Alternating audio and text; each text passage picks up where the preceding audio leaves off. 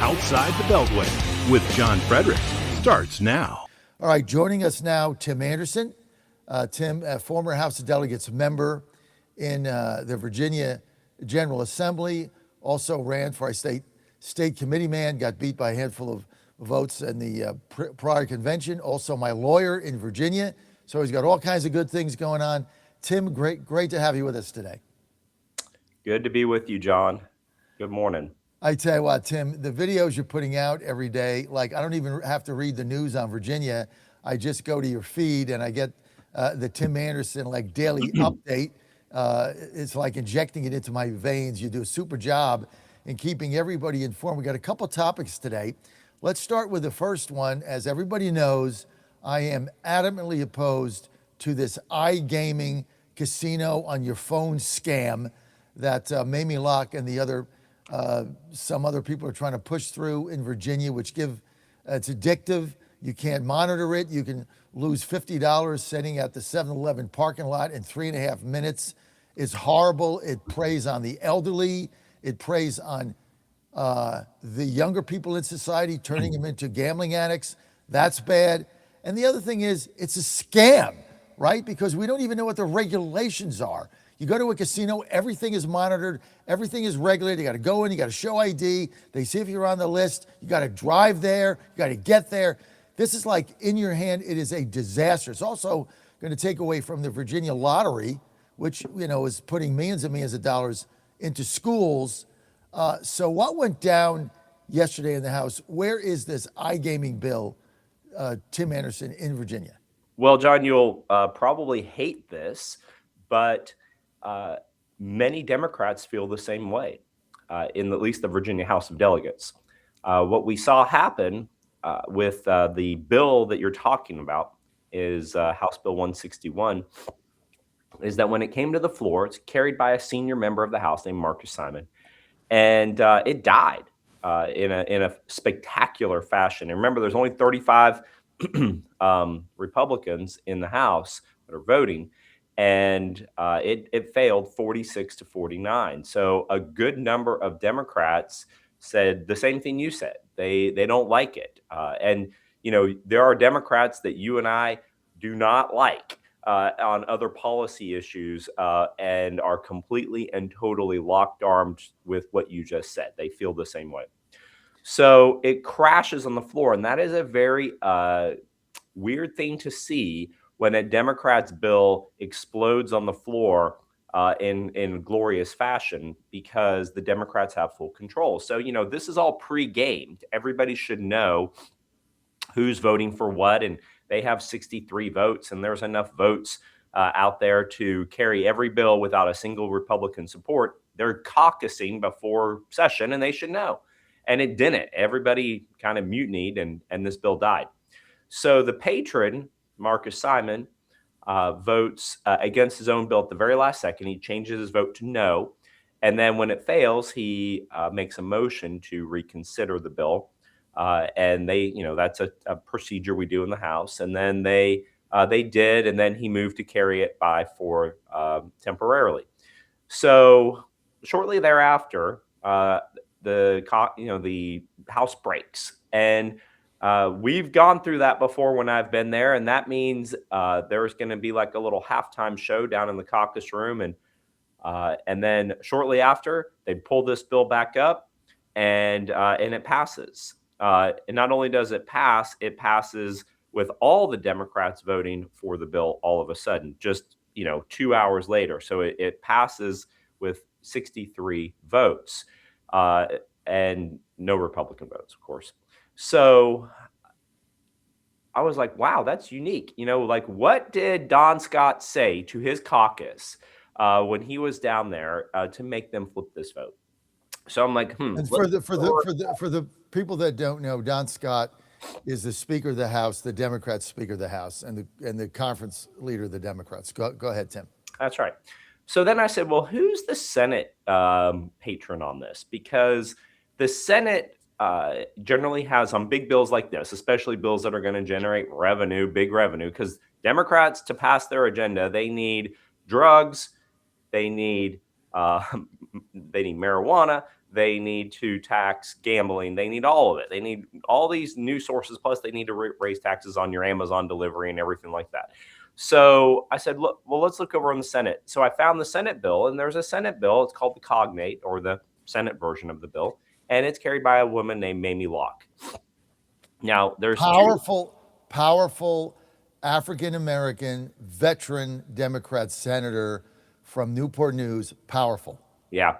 There's there's 3 people in the Senate that are very powerful: Mamie Locke, Louise Lucas, and Scott Servill. Like those 3 are the, kind of the nucleus of power. And, when you see Mamie Locke carrying a bill and the House version dies in glorious fashion, that is a segue into what is going to happen to her Senate bill that passed the Senate on party lines, 2119, that her bill is going to die. So I can only imagine that that Don Scott and Mamie Locke were talking, and Mamie said something like this, because this is what I have seen happen when I have been there. If you don't pass my bill, all of your stuff is going to die. Everybody who is voting no against my bill, their bills are going to die in the Senate, because I'm Mamie Locke and I can control what happens over here because I'm a leader. And that happens a lot in the General Assembly. We call this Feelings Week.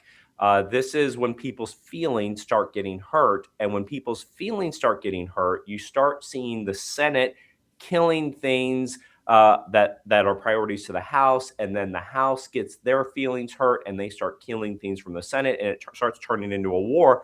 And that happens every year, regardless of who's in power, right after crossover. Crossover just happened in Virginia on Tuesday. So I can only imagine that basically Mamie Locke threatened all of the House Democrats and said, if you don't vote yes to this bill, which is terrible for Virginia for all of the reasons that you said, then your bill on this issue, when it gets to the Senate, is dead on arrival. It's how the game is played in Richmond. People don't know how the sausage is made, but it is a third grade playground. And the bullies are in the Senate, and Mamie Locke is one of the 3 big bullies that if you go sideways with her, you're going to die when your bills go over there. So what we're seeing right now is Democrat on Democrat fighting, but she just strong arm muscled this through because some Democrat wants the renaming of their bridge bill to pass in the Senate. They all just sold their souls. They were so worried about their bills passing that they said, to hell with the elderly and all the vulnerable people in Virginia that we do care about and we're supposed to care about. We're going to let them suffer so that I can get my bill to tax plastic bags for 5 cents a bag through to the Senate. That's what happened. So basically, if they had voted their conscience, this thing blew up, like you said, in glorious fashion. Nobody wanted it, didn't pass. Then they caucus, then they strong arm, then they get all the Democrats on board like they always do, right? Because Republicans never seem to be able to do that ever. They get them all on board, they pass it. But it's already passed the Senate, 2119, right? Yeah, so what happens is the Senate bill now goes to the House and the House bill goes to the Senate, and they've both got to pass the bill again. And then those 2 bills then merge and they go to the governor as a merged bill.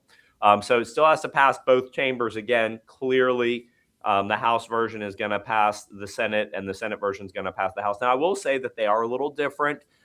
So what could happen is this bill could go into conference, which is when a House, when one version passes this way and one version passes this way and they're different, they have to go into conference at the end, and then they have to see if they can work things out.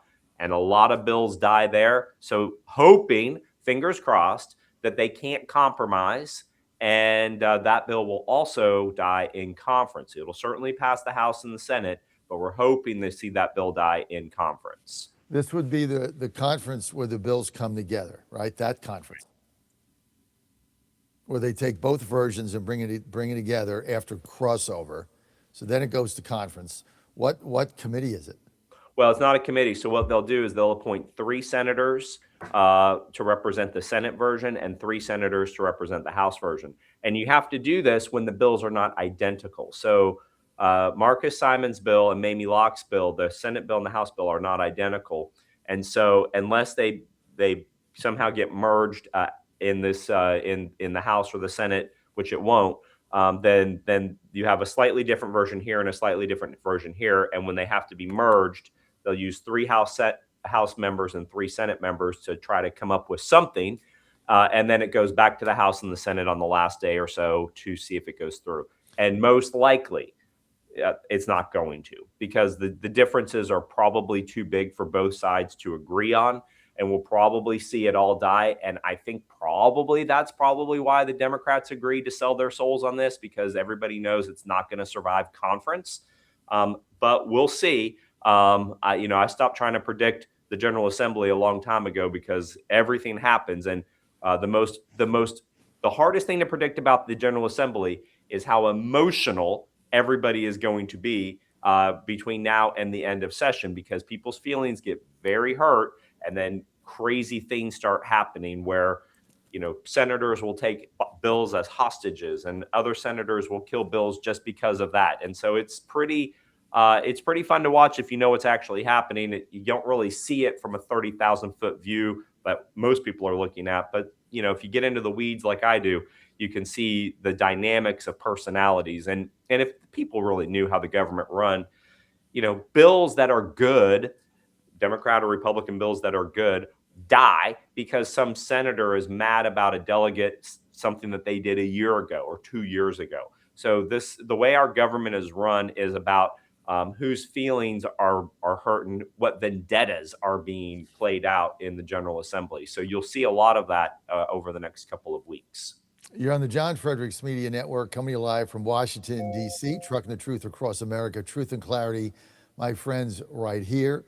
We got Tim Anderson with us, former House of Delegates member, Republican, Virginia Beach, and Tim explaining the situation. So the hope is, let's just conjecture, right? Let's just do a hypothetical. Can we? I don't really like to do these, but it's kind of fun because I really hate this bill, as you know. I hate it. So let's do a hypothetical. So Democrats don't like this bill because it sucks, right? It's horrible. So they vote the conscience. They vote no. Simon's bill blows up. Then they have a conference meeting. Is it possible? I'm just throwing this out there. I've never served like you have, but is it possible they said, look, you know what? Don't kill yourself here, right? Just vote for the thing. Let's all get on the same page. Let's vote for Mamie's bill, because, once it gets to conference, it's just going to expire. It's going to die a slow death. We can't, with too many factors to work out, too many other things going on. So, you didn't go against Mamie, but you're not going against your conscience either, because it's really never going to see the light of day. And let's just all be friends and roast marshmallows, because it's going to die anyway. Is that possible? Yeah, it is possible. And assurances probably were made, because you're not going to see a block of Democrats. I mean, we saw, 17 Democrats flip their votes like that. Yeah, it And doesn't so happen. the only way that happens if some kind of promise was made. Politicians are there to get something for themselves or for their bills or whatever. So you could see a vote get flipped, one or two, I'm going to get this bill that you care about over the finish line. But you don't see a block of 17 flip like that unless there was some reasonable assurances that the reason they said no is that they know that this is predatory to minorities, especially to minorities. And that something Democrats don't like. And so they were made some assurances that if you vote and you make us all look good, like we're all friends, it's not going to pass, because all of them will have the opportunity to vote for it one more time, because the conference bill will have to all be approved by the House and the Democrats. And so if these 17 voting members in the House get screwed over at the end, they can still flip their votes and say no and kill it again. So I have to think, John, that's what happened. I don't know. I wasn't in the room, but I've seen that happen time and time again, where we have been told, even as Republicans, vote for this. It's going to die in the Senate, but vote for this so that we can show that we have solidarity in our caucus. And we've done that. Now, we've all done that in caucus. We don't go out on the floor and have to get embarrassed like they did. But I've heard those conversations, and I've voted that way, even though it was against my better judgment, for the sake and benefit of the caucus. and harmony. But that is how it works in the General Assembly. Well, you know what? I'm very optimistic now because I was ecstatic when I saw it go down 49-46 in the House. I was like ecstatic because this is really a bad bill. It's just bad. It's addictive. And, I talk from a standpoint of somebody that, as you know, is a rabid supporter of gambling in Virginia and other states, done right. Casinos, done right. Brick and mortar, have to go there, have to show your license, have to be over 21, can't get in without it. You got to get in your car or get in a bus. You got to get there. You got to have money in your pocket. I mean, it's very different than sitting there on your phone playing blackjack and losing $50 in like 19 seconds. I mean, it's insanity what they're trying to do. And it's a money grub. It's disgusting and it's bad for everything. And so, look, there was times in my life where, I was in the degenerate gamblers column, right? Don't even want to go there. So I understand how addictive this can be. And casino, you got to do it. When you look at betting on athletics, right? If the sports gambling, if you will, which I was in favor of, it's a whole different deal. I mean, you got to download the app. It's geocoded.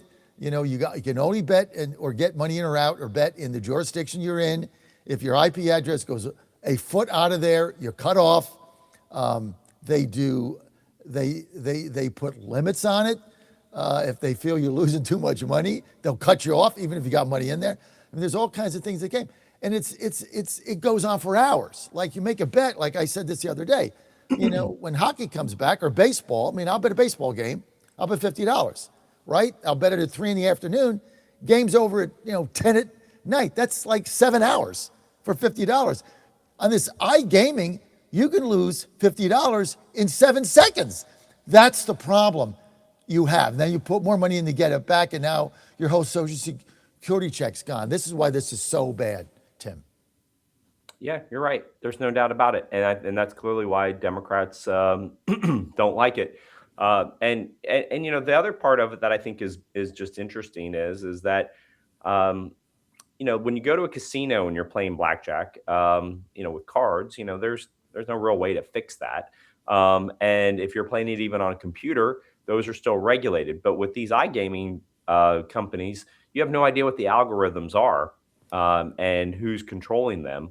And there's a danger. And what's interesting even more is the Democrats that hate the skilled gaming for the exact same reason were the same voting bloc that have voted constantly against the skilled gaming for these slot machines in the 7-Elevens. And so fundamentally, you're right, 100%. It's bad for Virginia. It's bad for everybody to give them the access. The Virginia Lottery does have these games where you can sit and play the little slot machines on your games if you want to, but at least they're regulated by the state, and at least there's some ability. You'll lose money. You'll still lose money with the lottery. Nobody should play those stupid games on the lottery either, but at least they're regulated through the state, and the state has some control over the metrics of how people get. It's just, look, Tim, it's just a money grub for anybody out there. I don't care if you're in Virginia or somewhere else. This is only passed in 8 states. If you're in Virginia, call your state senator. Just call the state senator now. Tell them to vote no on this bill. 804-698-7400, 804-698-7400. And Tim, once again, we're in lockstep on this 100%. So thank you for that. Now, I had Chris Rose on the other day. You don't know him. He's a senator from West Virginia. He's trying to annex like all South West Virginian counties, and he has a plan for it, and he's got big ones. And my wife Ann, who heard the thing, and she said, "You know what? This guy's got balls and a plan." What we find with the Republicans, somebody's got balls or somebody's got a plan, but very rare do we see balls and a plan. So you fit into this category. You got balls and a plan. The scheme, I shouldn't call it a scheme. The plot, I shouldn't call it a plot.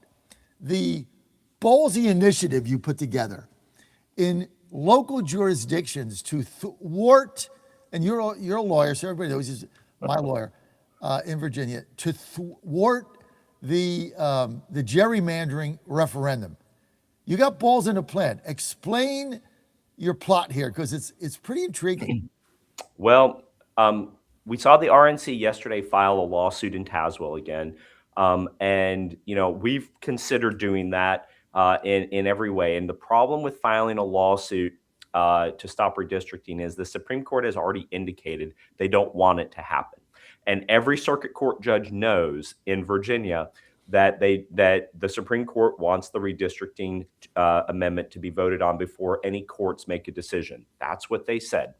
So I started thinking out of the box: is how could we get a judge, force a judge to have to address this? And so I started looking at the Constitution and reading it. And there's a provision in the Virginia Constitution that says that voting on a constitutional amendment has to wait 90 days from the date of the General Assembly passing it. It says submitted to the voters no sooner than 90 days. That's what our Constitution says. So the amendment passed on January 16th.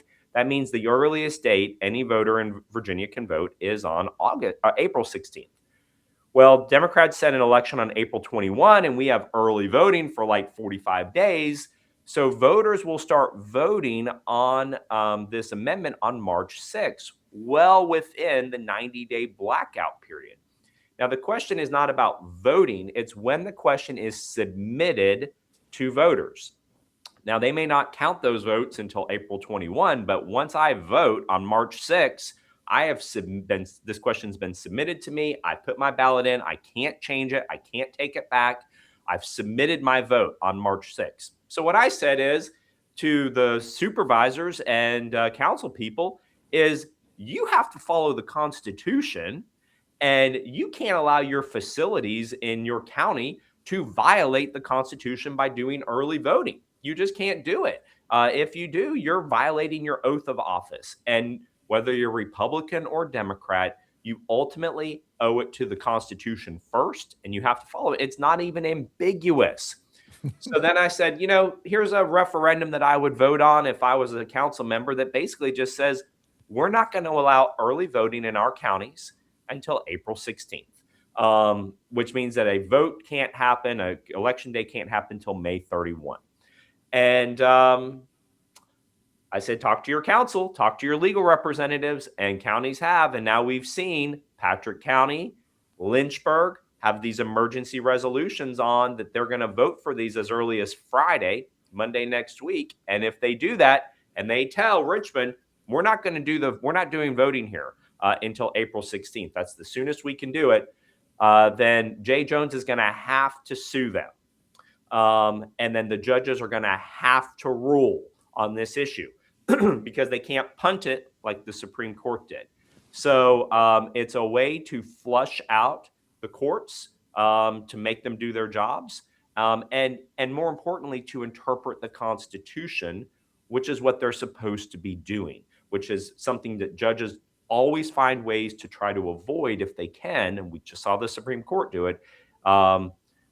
This is a critical constitutional question where a supervisor is going to say, we're going to allocate money and our buildings to something that will violate our constitutional oath. We can't do it. And for those reasons, we're not going to do it unless a judge makes us. And then the best part of it is that if somehow 90 days doesn't mean 90 days, which who knows what the courts are going to say, at least these supervisors will then have some legal cover from a court that says, yeah, you can go ahead and do this. We're ordering you to do this, rather than just carte blanche breaking their own oath to the Constitution. So I put it out there. It's catching some fire. And I think we're going to see more than these two,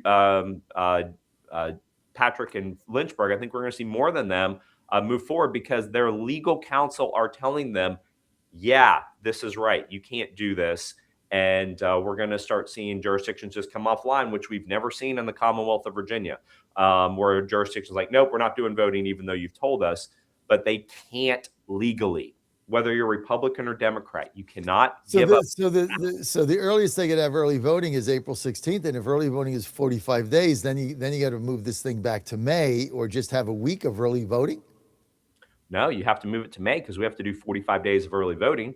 And then you're in the June primary cycle with early voting starting in mid-May. So they can't change their maps if this works. So they can't change their maps Yeah, because right. you've got the primaries in another month.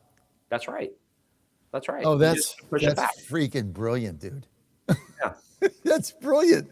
So they can't. So Jay Jones is going to have to sue. That is brilliant. You know what? I'm glad you're my lawyer. And Jay Jones has to sue him in Patrick County. He can't sue him in Richmond. They have to sue him in Lynchburg. They can't do it in Richmond. He has to go home to their home court. And Lynchburg's the judge that. Well, what if the other counties said, "Yeah, we're going to do it anyway"? Like Fairfax said, "Well, screw you, Anderson. We're going to go ahead and do it early voting anyway." Then you have an irregular election. And if you have an irregular election, the constitutional amendment doesn't pass statewide, and it gets set aside that way. This is all their fault. This is all the Democrats' fault. They wanted to do 45-day early voting. They wanted to ram this through. I tell you what, this segment has made my week. This is the greatest segment ever. You got the iGaming thing figured out. Tell her, hold the music. I don't want this to end. You got that's what and yesterday, my wife is so smart. She said, "Yeah, we need people with balls and a plan." Right? If you got balls and no plan, you're just like hot air. If you got a plan and no balls, you're like John Thune. Right?